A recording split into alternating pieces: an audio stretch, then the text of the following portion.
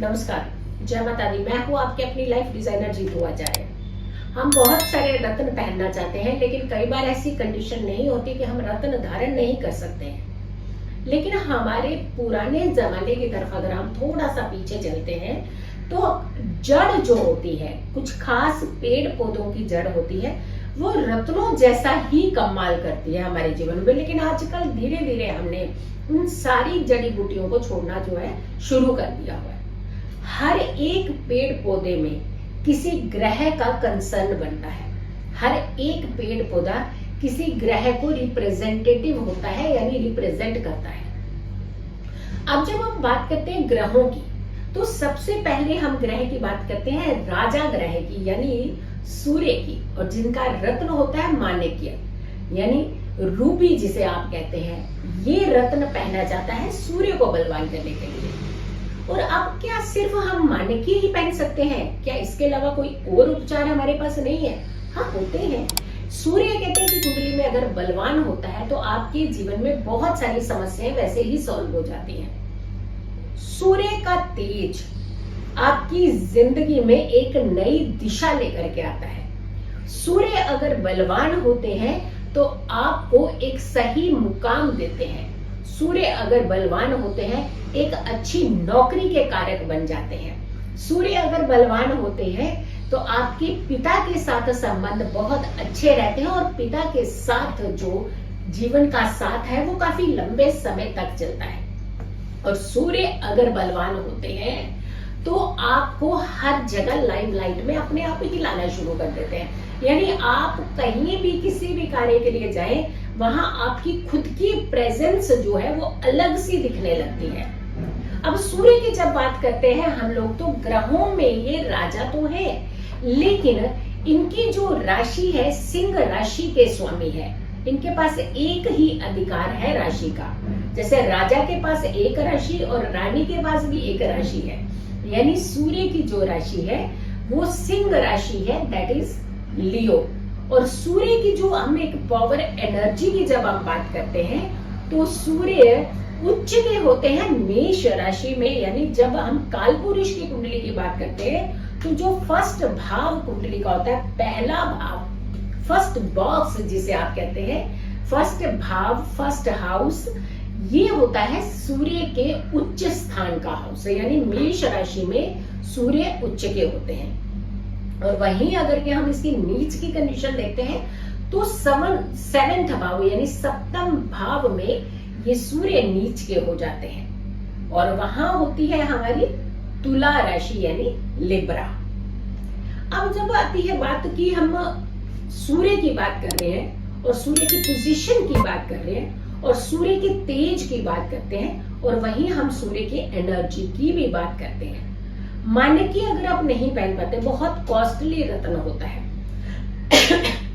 और सबसे बड़ी बात है जब हम ओरिजिनल रत्न की बात करते हैं, क्वालिटी वाइज हम बात करते हैं, तो डेफिनेटली ये महंगे भी होते हैं, प्रीशियस भी होते हैं। लेकिन कई बार हमें ऐसा होता है कि हमें एनर्जी तो वैसी चाहिए होती है, लेकिन एनर्जी हासिल करने के लिए हमारे पास उतनी मात्रा में धन नहीं होता है। तो हम क्या चीज कर सकते हैं? कौन सी ऐसी चीज है जिसका प्रयोग करके हम थोड़े से उस प्लेनेट को बैलेंस कर सकते हैं, यानी काफी हद तक उसको बैलेंस कर सकते हैं। यही मान के चलिए, जड़ी बूटियों का हमारे जीवन के अंदर कुछ खास भूमिका है, कुछ खास महत्वता है।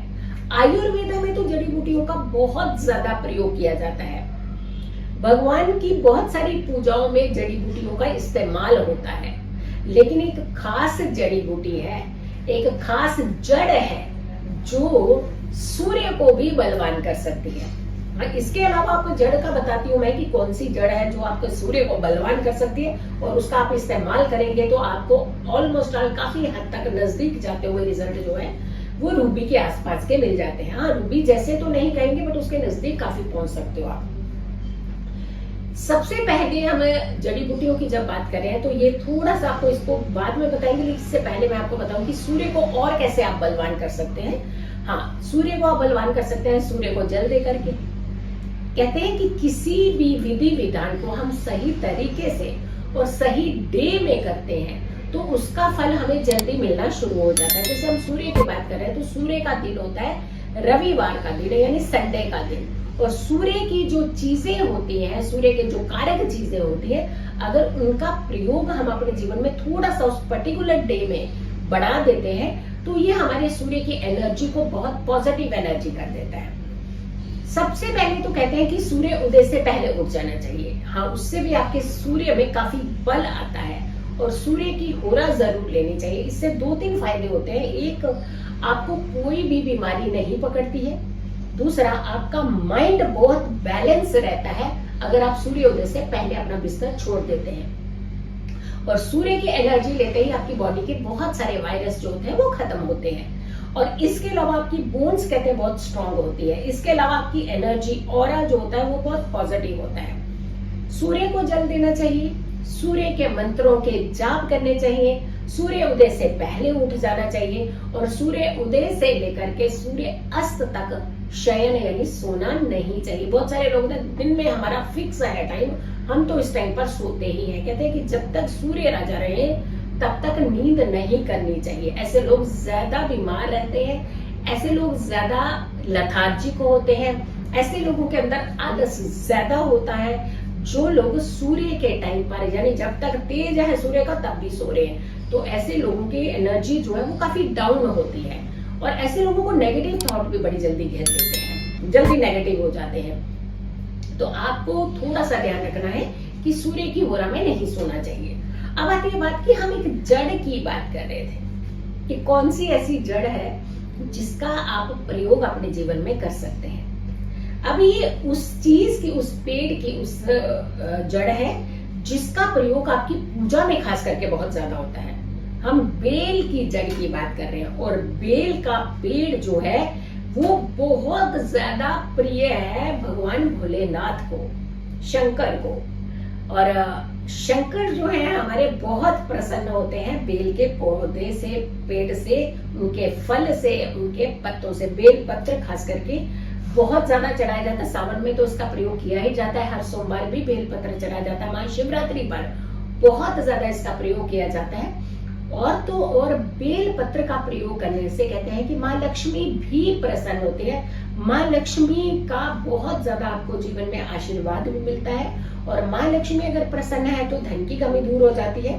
तो बेल पत्र के पौधे की जड़ अगर आप धारण करते हैं, पहनते हैं और इससे ऑलमोस्ट काफी हद तक नजदीक जो हम कह रहे हैं रिजल्ट मिलता है, वो मिलता है आपको माणिक्य पहनने जैसा, यानी रूबी पहनने के जैसा।